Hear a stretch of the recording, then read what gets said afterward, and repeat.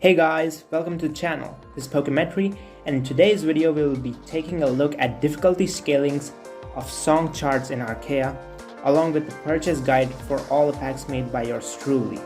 It includes all the main story packs, side story packs, song appends, and collaboration packs.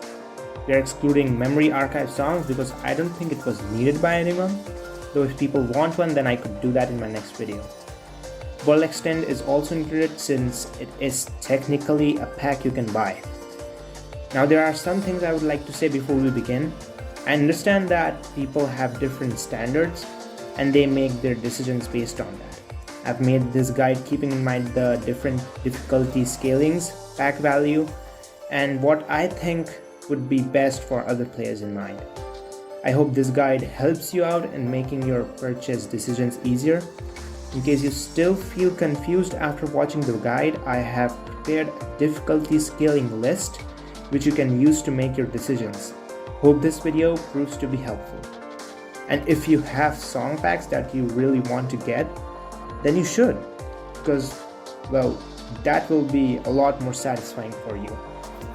Because in the end, we all want to be satisfied and we don't want to buy something we don't want to play, right? So yeah. Also a disclaimer, this guide is not made keeping in mind the chronological order to read the story. So don't use it for reading stories as you might get spoiled on stuff. This video is solely made as a guide for performance improvement and purchases for various packs. I'm sure there is a proper order for story reading, and if there is, then it would be awesome if someone could leave it in the comments. Thank you. Also, just a heads up, we'll be spending more time on the main story packs since they are the ones which are more important than others and they need to be your priority while buying the packs in the guide. Alright, let's first talk about the World Extend. This needs to be your first purchase. It gives you the most value out of all other packs and for a good cost too. The song charts are creative, balanced, diverse, and definitely worth getting as your first purchase. People who already have all 20 songs for free, you guys are really lucky because the people who missed out really missed out. They have to buy this thing. Now time for the main story packs. For the proper order to purchase the main story packs, I would recommend this. First Eternal Core, second Adverse Prelude, third Luminous Sky, fourth Vicious Labyrinth, and fifth Black Fate. The reason for Eternal Core being the first is pretty self-explanatory. It mainly consists of basic and easier songs. You get 9 different songs and along with them 2 beyond charts as well. You are not ready for Pragmatism Resurrection, so frankly don't worry about it, just forget about it now. If you're worried about Pragmatism or Sherwood, don't worry. A little bit of difficulty is always good, plus it gives you the option to try out tens early in the game. Overall a nice starting pack, I would say. The next is Adverse Prelude. The +9s are straightforward. They might seem hard, but they're not as hard as they seem to be. They'll be good to develop your sight reading and hand control skills. Vindication is a 9 on the harder side, but you will bode well following the sequence. Take your time with Ring Genesis and Heaven's Door Beyond. Next is Luminous Sky. After getting Adverse Prelude, you will be better prepared for the +9s in Luminous Sky, and specifically Halcyon, or Halcyon. How the hell do you say it?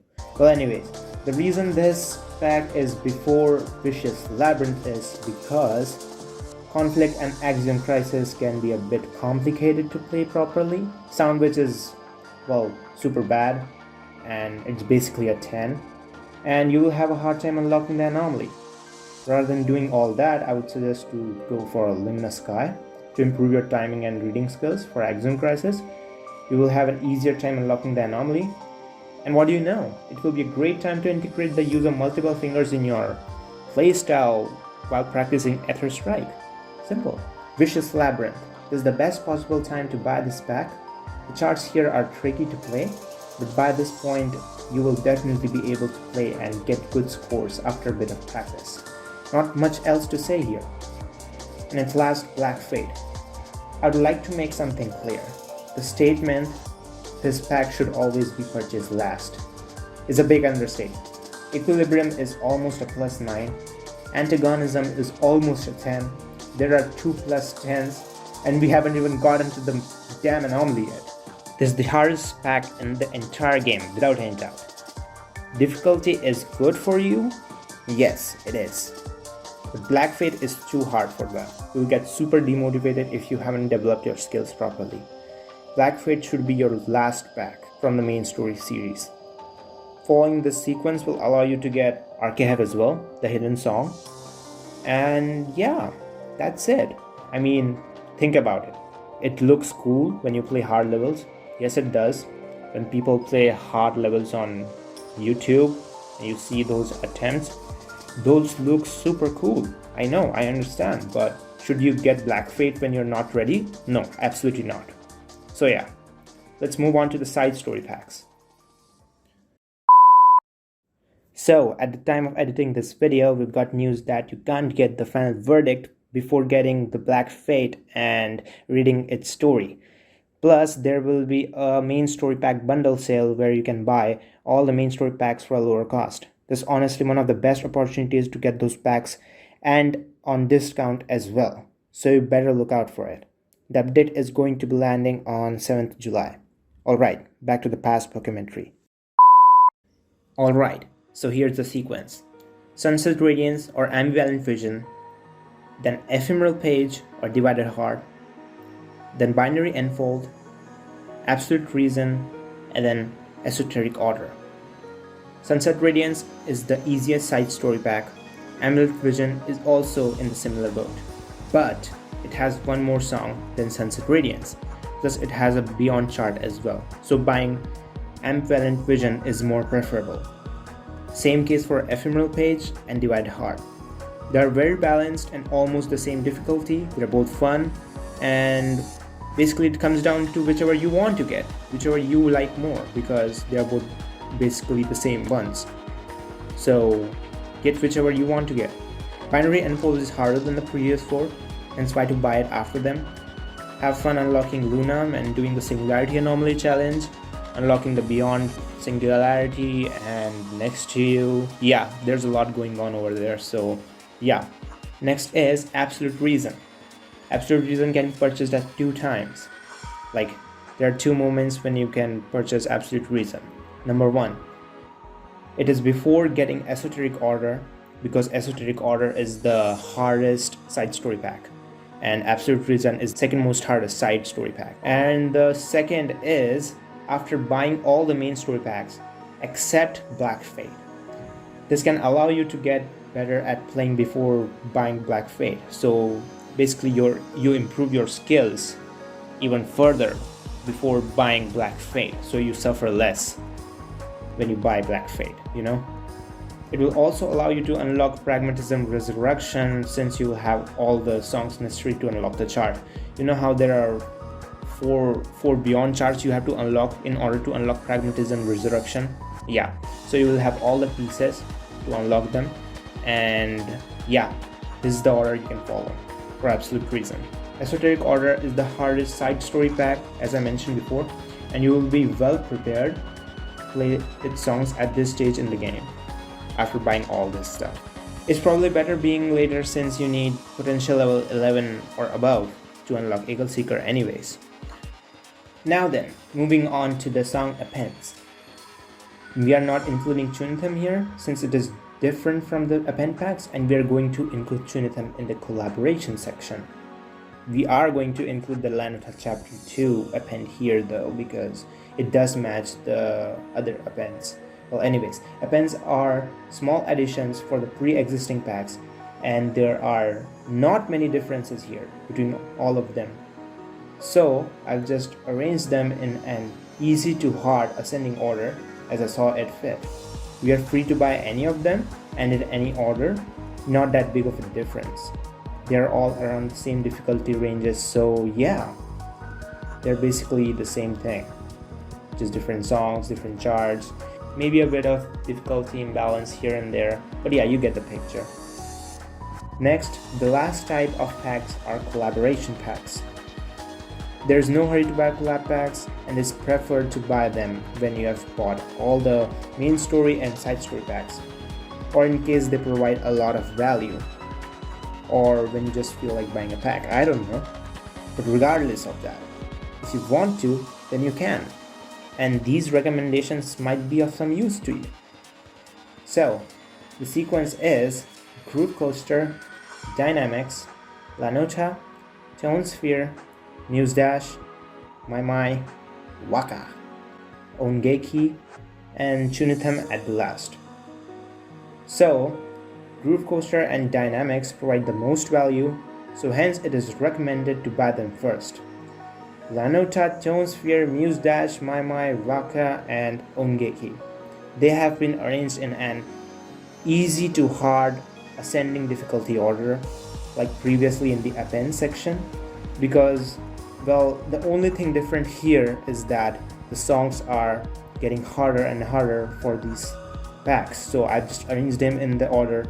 You decide whichever you want to get, and you can use this as an order to buy these collaboration packs. As for Chunitem, you can buy either of the chapters as you see fit. The reason it's the last on the list is because there is a higher skill requirement for Chunitem specifically, and you will lose value on this in case you are not prepared or skilled to play this pack. Simple. Now then, that ends the purchase guide section, but as I mentioned before, some people might still be confused, and for that I have prepared a difficulty scaling list which you can use to make your own decisions. This list can help you decide.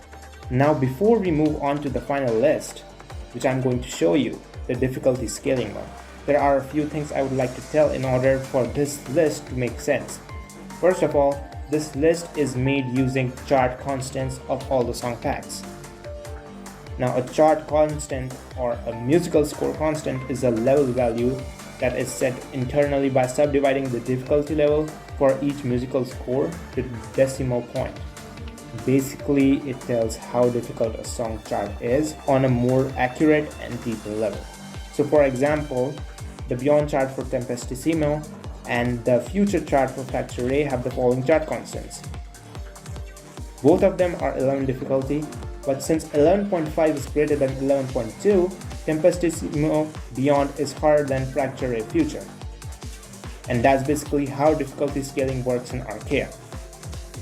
Second point, we only consider the Future and Beyond charts for difficulty scaling of pack, since past and present are just too easy. And last, the average CC. The average CC here stands for average chart constant, which is the average difficulty that you should be fine playing with and have no troubles getting EX or EX plus on. You need to be good at playing these difficulties before thinking of actually buying the pack. Think of it as a skill requirement or prerequisite for buying the pack so that you can have a challenging and fun experience improving your skills, So before being able to buy that pack, you need to meet this requirement to be able to play and improve at the same time. So for example, Black Fate's average CC, its average chart constant, is 10.26, which means you need to be good at least high 10s to even think of buying it. And even then, it won't be that easy because it is the hardest pack in the entire game. That's the prerequisite point for buying Black Fate. You need to be good at high 10s so that you can play the plus 9s, and you can probably try playing plus 10s. But still it won't be enough because this is just a prerequisite. It doesn't mean that you will beat the pack instantly. It means that if you buy it at that point, you'll be able to make your performance a lot better and improve. For Ambivalent Vision, for example, you need to be good at playing high 8s or 9s to consider buying the pack. So it is the lowest of the requirements. You need to be good at 8s or 9s. By the way, if you guys have any confusions regarding this, then you can comment it and I will do my best to clear it. I hope you guys are understanding this because this can really help you guys out. I'll keep the list updated with the new stuff we get in the future because that helps other players and having an updated version around is a lot better than just making it out of the blue. It takes a lot of work, so yeah. And also the trailer for Arcaea version 4.0 got released a while ago, and man, I'm super hyped. Like I'm really hyped. I have the memories ready. I think I'm ready to buy the thing.